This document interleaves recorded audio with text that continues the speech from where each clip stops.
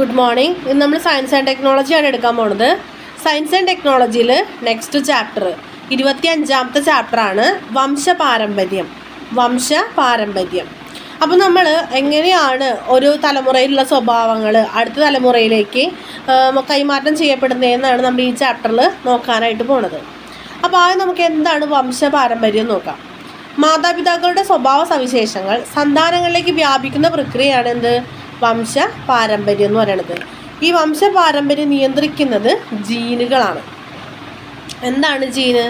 ഒരു സ്വഭാവത്തെ കൺട്രോൾ ചെയ്യുന്ന അല്ലെങ്കിൽ സ്വഭാവത്തെ നിർണ്ണയിക്കുന്ന ഏറ്റവും അടിസ്ഥാന ഘടകമാണ് എന്ത് ജീൻ എന്ന് പറയുന്നത്. ജീൻ എന്ന് പറയുന്നത് 2 ഘടകങ്ങൾ കൂടിച്ചേർന്നാണ്. അത് ഒരു ജീൻ എന്ന് പറയുമ്പോൾ അതിന് 2 ഫാക്ടേഴ്സ് ഉണ്ടായിരിക്കും.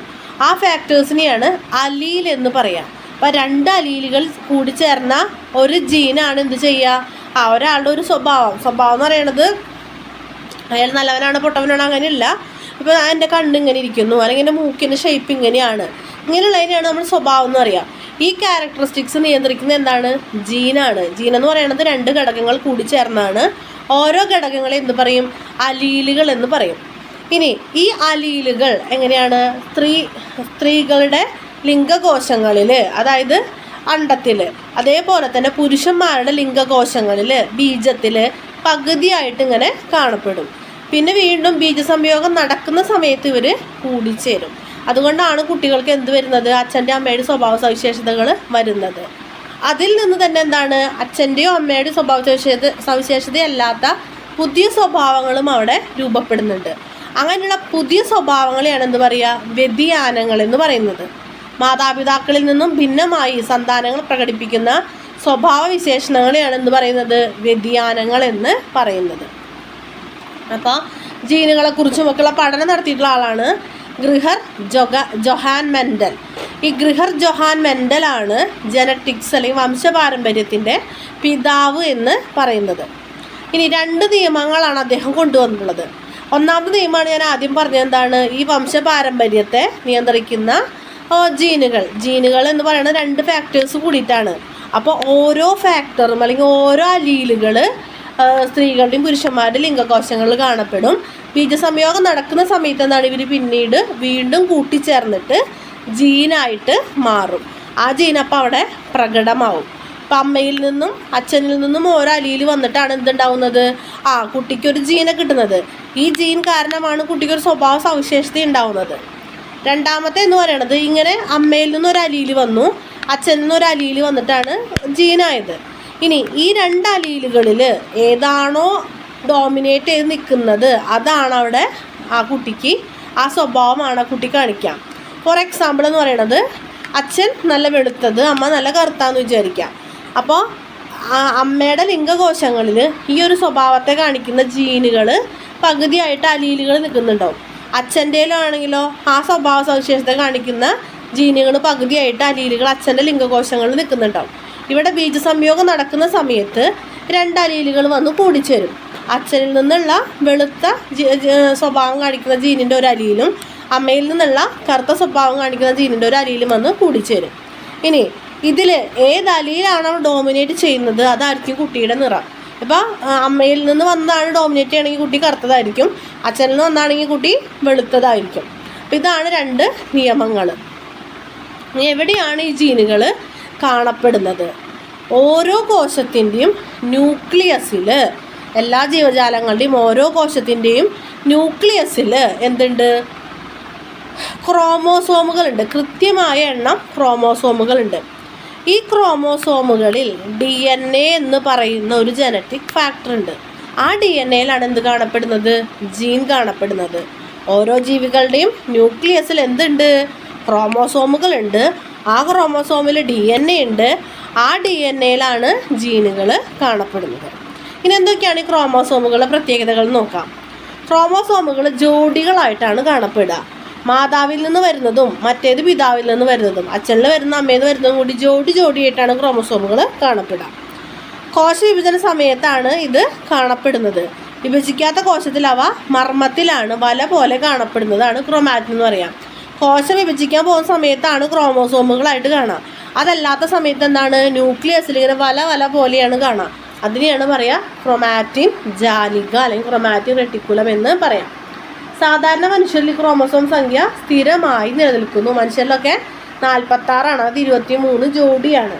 ഓരോ ക്രോമസോമും രാസതന്മാത്രയായ DNA കുറിച്ച് പ്രോട്ടീനും കൊണ്ട് നിർമ്മിതമാണ്. അപ്പോൾ ഓരോ ക്രോമസോമിലും DNA ഉണ്ട്, പ്രോട്ടീനുകളുമുണ്ട്. ഇതാണ് ക്രോമോസോമുകളുടെ പ്രത്യേകതകൾ. ഇനി മനുഷ്യൻ്റെ ക്രോമോസോമുകളെ കുറിച്ച് നോക്കാം. മനുഷ്യന് 46 ക്രോമോസോമുകളാണുള്ളത്, അതായത് 23 ജോഡി.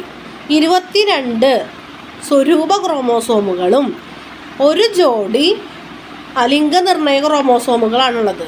22 എന്ന് പറയുന്നത് നമ്മുടെ മറ്റ് ശാരീരിക വിശേഷങ്ങളെ നിർണ്ണയിക്കുന്നതാണ് സ്വരൂപ ക്രോമോസോമുകൾ.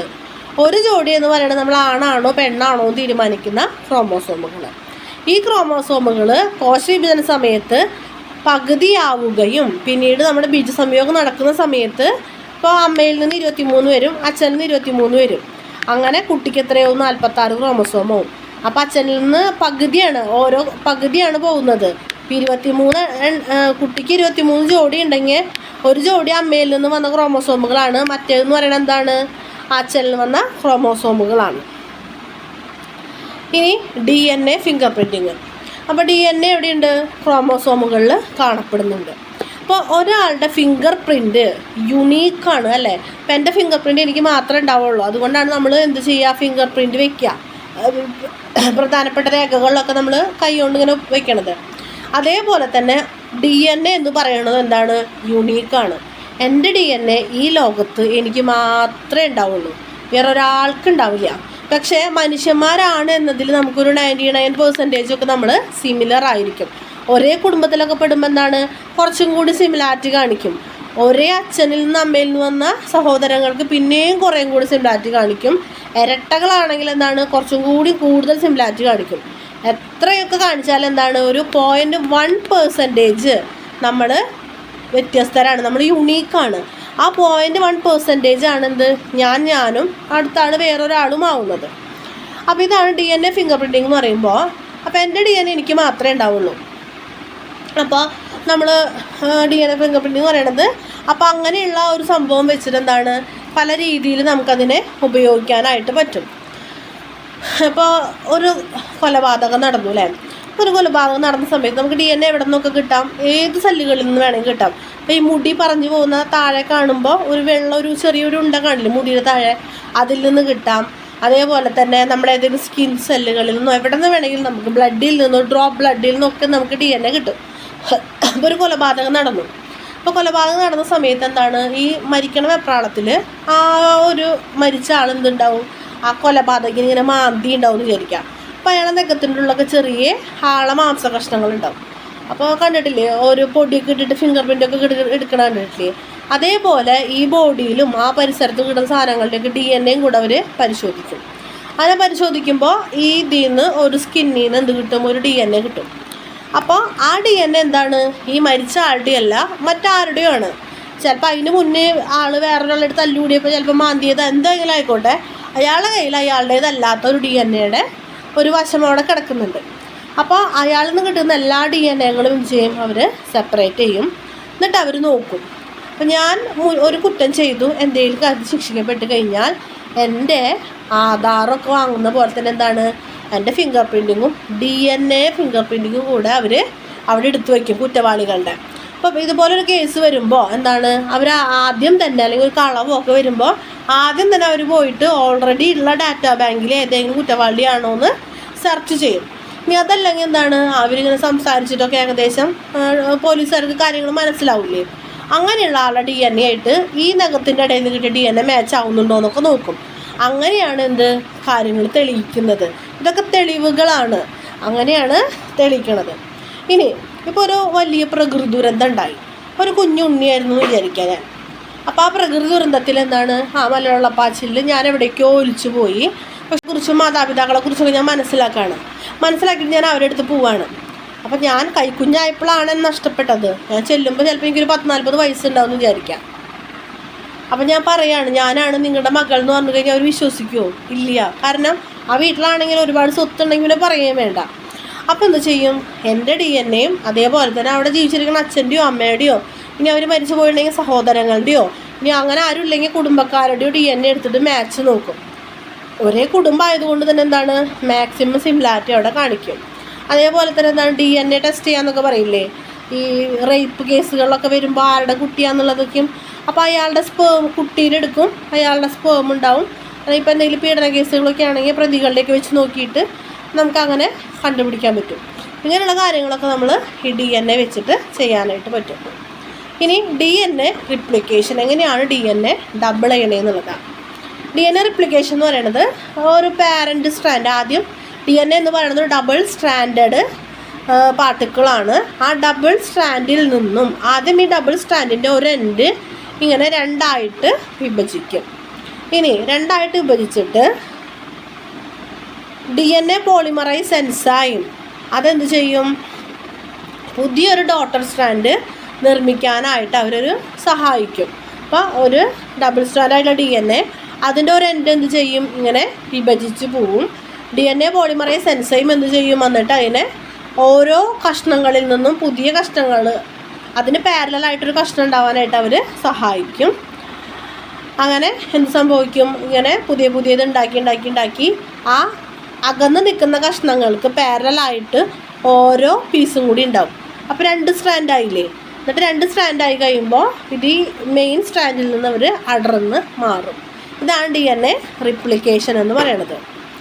ഇനി ഈ ജീനുകളൊക്കെ ഉണ്ടെങ്കിൽ കൂടി ചില സമയങ്ങളിൽ അല്ലെങ്കിൽ ചില ആളുകൾ എന്താണ് ആ ജീനുകൾക്ക് പലതരത്തിലുള്ള വ്യത്യാസങ്ങൾ സംഭവിക്കും.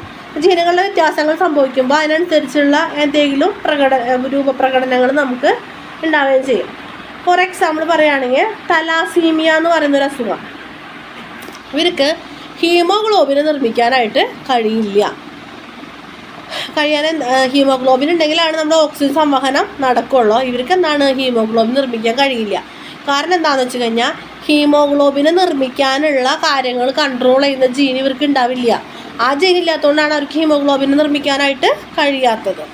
ഇനി ഹീമോഫീലിയ എന്ന് പറയുന്നത് ചെറിയ മുറിയിൽ നിന്ന് പോലും വലിയ രക്തസ്രാവം ഉണ്ടാവാം. അതായത് രക്തം കട്ട പിടിക്കുന്ന പ്രോട്ടീൻ അവിടെ ഇല്ല, അതുകൊണ്ടാണ് രക്തം കട്ട പിടിക്കാത്തത്. സാധാരണ ഒരു മുറിവുണ്ടായി കഴിഞ്ഞാൽ വളരെ കുറച്ച് നേരത്തിന് ശേഷം എന്താണ് ഈ രക്തം കട്ട പിടിച്ച് ബ്ലീഡിങ് നിൽക്കും. ഇവർക്ക് അങ്ങനെ കട്ട പിടിക്കാനുള്ള പ്രോട്ടീൻ ഇല്ല. കാരണം എന്തുകൊണ്ടാണ്, ആ പ്രോട്ടീനുകളെ കൺട്രോൾ ചെയ്യുന്ന ജീനുകളുടെ അഭാവം, അല്ലെങ്കിൽ ആ ജീൻ എന്തെങ്കിലും കേട് വന്നിട്ടുണ്ടാവും. അപ്പോൾ എന്താണ് അവർക്ക് ആ പ്രോട്ടീൻ ഉണ്ടാവില്ല. അതേപോലെ തന്നെയാണ് വേറൊരു അസുഖം വർണ്ണാന്തത അല്ലെങ്കിൽ കളർ ബ്ലൈൻഡ്നെസ്. ചുവപ്പ് പച്ച ഈ 2 നിറങ്ങളെ തിരിച്ചറിയാനുള്ള കഴിവില്ല. കാരണം അവർ തിരിച്ചറിയുന്ന കോശങ്ങളെ കൺട്രോൾ ചെയ്യുന്ന ജീനുകളുടെ അഭാവം. ഇങ്ങനെയാണ് എന്ത് വരുന്നത്, നമുക്ക് 3 ജനിതക രോഗങ്ങളാണ് പഠിക്കാനുള്ളത്: തലാസീമിയ, ഹീമോഫീലിയ, വർണ്ണാന്തത. ജീനുകളുടെ അഭാവം മൂലമോ ജീനുകൾക്ക് കേടുപാടുകൾ സംഭവിക്കുകയോ ചെയ്തിട്ട് ഉണ്ടാവുന്ന അസുഖങ്ങൾ. ഇനി ജനറ്റിക് എഞ്ചിനീയറിങ്. ജനറ്റിക് എഞ്ചിനീയർ എന്ന് പറയുന്നത് DNA റിപ്ലിക്കേഷനും ഇങ്ങനെയുള്ള കാര്യങ്ങളൊക്കെ എന്താണ് നമ്മുടെ എന്തെങ്കിലും ആവശ്യത്തിന് വേണ്ടിയിട്ട് ഉപയോഗിക്കാം. നല്ലതോ ചീത്തയോ ആയിട്ടുള്ള ആവശ്യത്തിന് വേണ്ടിയിട്ട് ഉപയോഗിക്കാം. ഫോർ എക്സാമ്പിൾ എന്ന് പറയുന്നത് ഇൻസുലിൻ എന്ന് പറയുന്ന ഒരു ജീൻ ഉണ്ടല്ലോ, ഇൻസുലിൻ എന്ന് പറയുന്ന ഒരു ഹോർമോൺ. ആ ഹോർമോണിനെ നമുക്ക് ഉണ്ടാക്കിയെടുക്കണം. കാരണം ഷുഗറുള്ള പേഷ്യൻസൊക്കെ കൂടുതലാണ്. അപ്പോൾ ഇൻസുലിൻ കുത്തിവയ്ക്കാൻ വേണ്ടിയിട്ട് നമ്മൾ സാധാരണ ഒരു മനുഷ്യനിൽ നിന്ന് ഇൻസുലിൻ നിർമ്മിക്കുന്ന ജീനുകളെ വേർതിരിച്ചെടുക്കുക. എന്നിട്ട് ബാക്ടീരിയയിൽ കൊണ്ടുവയ്ക്കുക. ബാക്ടീരിയ എന്ന് പറയുന്നത് എന്താണ്, സെക്കൻഡ്സ് കൊണ്ട് ലക്ഷക്കണക്കിന് കോടിക്കണക്കിനായിട്ട് പെരുകാൻ കഴിവുള്ളവരാണ്. അപ്പോൾ ബാക്ടീരിയയിലേക്ക് ഈ ജീനെ കൊണ്ടുവയ്ക്കുമ്പോൾ എന്താ സംഭവിക്കുക, ബാക്ടീരിയ പെരുകണതിനൊപ്പം ഈ ജീനും കൂടെ പെരുകും. ലാസ്റ്റ് ബാക്ടീരിയയിൽ നിന്ന് ആ ജീനുകളെ മാത്രം കളക്ട് ചെയ്തിട്ട് അവരെ എക്സ്പ്രസ് ചെയ്യിച്ച് എന്തുണ്ടാവും, ഇൻസുലിൻ അവിടെ പ്രൊഡ്യൂസ് ചെയ്യും. ഇങ്ങനെയൊക്കെ ചെയ്യുന്ന ഒരു പ്രക്രിയയാണ് എന്താ പറയുക, ജനറ്റിക് എഞ്ചിനീയറിംഗ് എന്ന് പറയാം. ഇതാണ് നമുക്ക് ഈ ചാപ്റ്ററിൽ പഠിക്കാനുള്ളത്. വളരെ ചെറിയ കാര്യങ്ങളാണ്, നന്നായി വായിച്ച് മനസ്സിലാക്കി പഠിക്കാം.